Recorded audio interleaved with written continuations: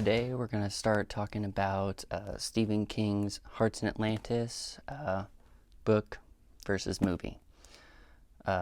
Finished this book last week, a little while ago, and a little conflicted about it. I liked it. I like most of Stephen King's works. Very little have I ever had any complaints about it, maybe some of his shorter stories or something. And of course I haven't read every single thing he's written, so we'll see. That's in the future. I've been on a King binge lately. So pulled this one off the shelf, decided to read it. Started it off, and it's basically 5 stories that all really interconnect with each other. They all have one character at least through the whole thing who is mentioned and talked about. And it essentially follows children and people through the rise of the Vietnam War and through the Vietnam War and then after the Vietnam War. Just in kind of the day in the life of some of these characters who are kids, college, in Vietnam, after Vietnam, and then, in up to the 1999. So the first story was really good. The first story, which is Low Men in Yellow Coats, is probably the best out of all of them. It probably could have just stood alone on its own. And it's very steeped in Stephen King's Dark Tower universe. For those of you who don't know, Stephen King has a multiverse, right? Many of his books interconnect. Characters show up in other works, other events and things are mentioned in other books, and it all kind of culminates and comes together in his Dark Tower series, which is just like this huge, really big undertaking of all of his works and characters and monsters and all these things. It's really, really awesome and wonderful, and I highly recommend you read that series, which then kind of forces you to sometimes read many of his other books. But the first story is very steeped in that universe. One of the characters apparently is highly... One of the characters from that first story is prominently featured in, I believe, the last book, The Dark Tower, last book in that series, but I can't remember it. I read the series in high school. It's on my list to read again, but that's on the shelf for the moment until I read a whole bunch of other stuff. So it's very steep in it, but it's just a wonderful kind of coming of age story.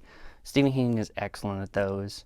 Obviously, if you've ever read or seen Stand By Me, if you've seen Shawshank Redemption or The Green Mile, or read those books, or many of the other ones, even some of his horror stories and things have a lot of coming of age and things of that nature for young people growing up, or people growing up and coming to maturities and coming to decisions whether they be right or wrong.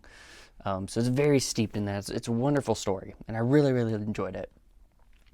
Unfortunately, the next story had me bored for the most part. It felt overly long. This story takes place years later after the first story. One of the characters from that first story is featured in it, and it's in college years for people. And kind of the rise of this peace movement as they're fighting in the Vietnam War. And it was boring. There was some good stuff in it, but it could have been like a third as long. That's what it felt like. That was a little bit of a slog to get through. Once I got through that, the next story in it, if I can remember what they're called, I believe it's called Blind Willie, was actually pretty fascinating. Apparently it's actually a story he published before, and then he kind of changed it for this novel. And it's a shorter one.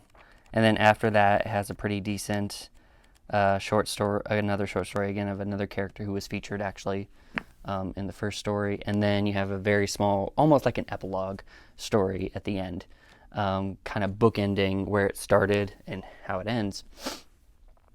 And those were all excellent. Just the second story, which is what the actual novel is named for. The second story is called Hearts in Atlantis, which the whole collection is then called Hearts in Atlantis. That one really was just the boring one. It dealt a lot with gambling, and I don't know anything about cards or really gambling or anything like that. So maybe if somebody knows more about those things, it'll be more interesting. It didn't interest me at all. The character did. The main character and his relation with the girl character from the first story, Carol, was excellent. But the rest of it, I just felt like was bleh. So overall, this is a very good book, and I really enjoyed it, and I would definitely recommend it for people to read.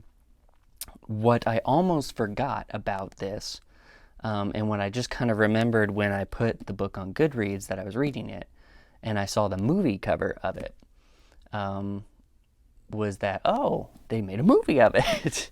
I think it's one of those movies of his that gets lost. It wasn't horrible, and so people aren't talking about that. And it wasn't magnanimously awesome, so people aren't talking about that. It's just kind of like, yeah, it was there. It happened. I was like, well, I gotta watch it now, right? So I read the book, I gotta watch it, I gotta see how they're gonna adapt this, because it's 5 different stories spanning 5 different time periods.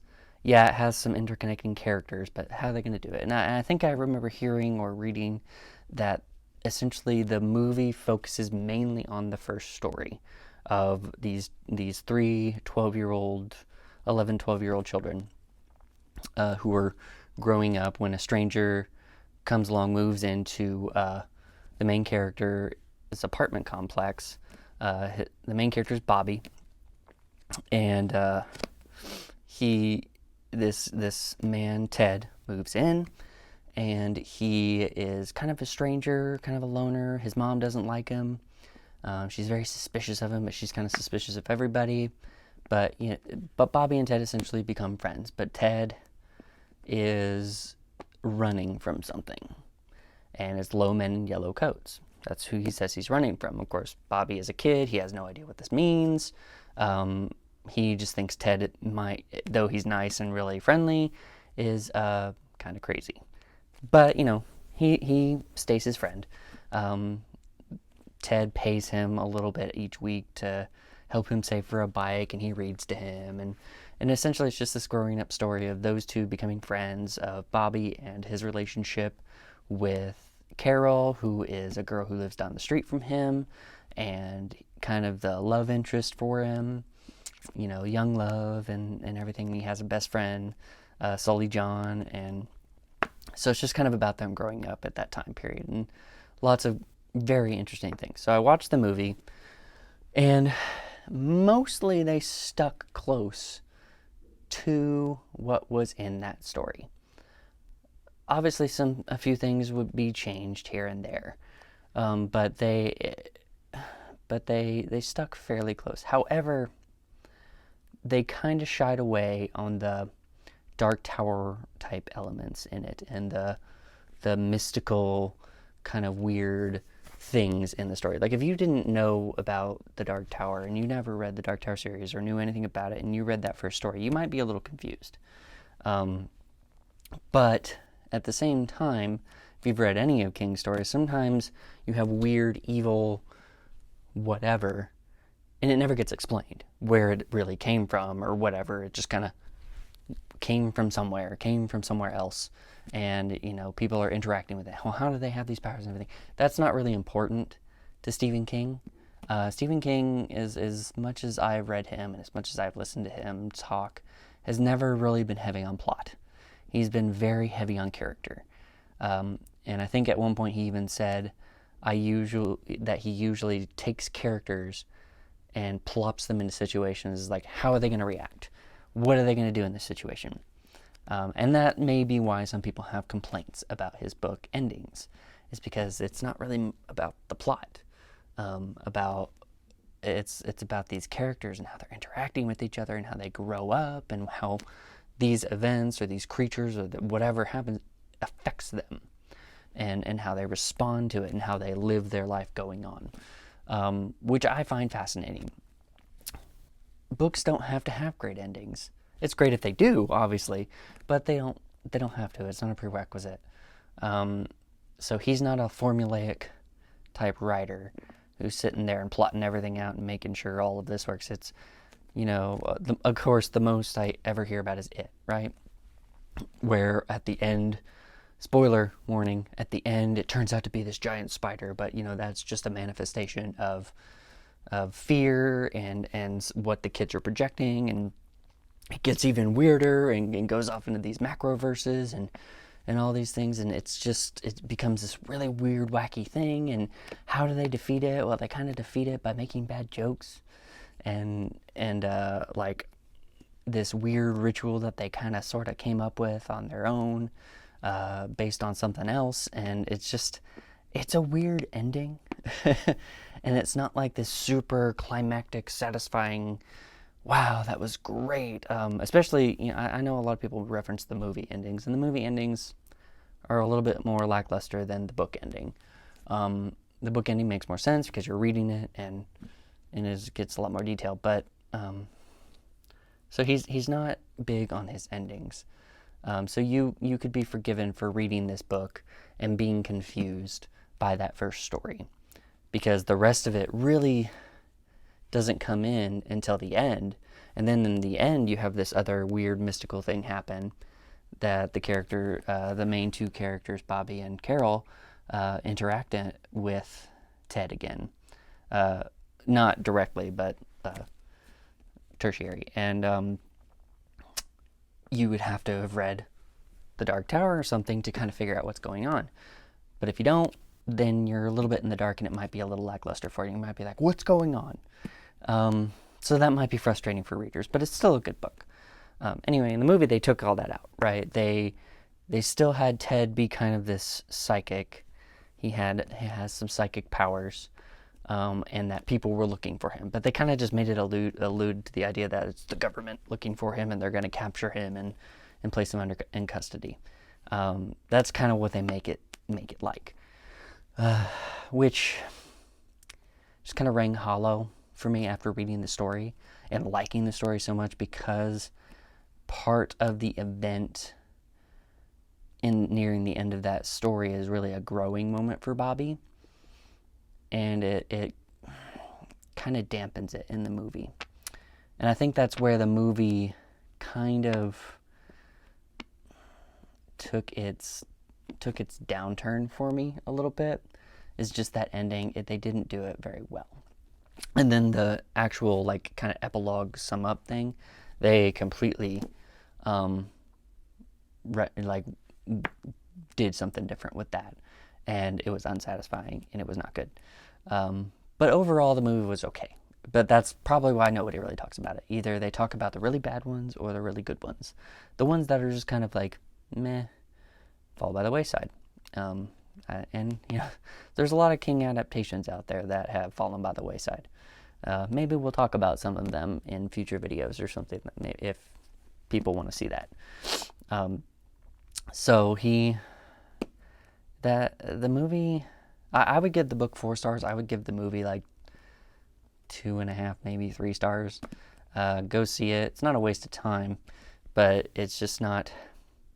You could definitely tell that they were trying to go for the feel of Shawshank Redemption and Stand By Me, those movies, which are just utterly pretty much amazing, and do things so well.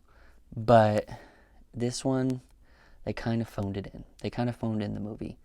And it might have just been a cash grab sort of idea. I don't know. I know King has had surges in the past of his movies and stories getting adapted, and then he kind of goes dormant. They kind of go dormant, and then they adapt. So I think right now, as of this video and this time, they're at a peak. They're going up. They're wanting to adapt all of it, and they are adapting it. And quite honestly, more often than not, they're doing a good job. There's still some duds out there. Unfortunately, the Dark Tower adaptation, the movie, was kind of a dud. Not for the lack of trying. I just don't think it had competent direction, and I think it had been in development hell for so long that when they finally spit it out, it was just kind of like bland, and they're like, whatever, it's done, and they got it over with, which is unfortunate.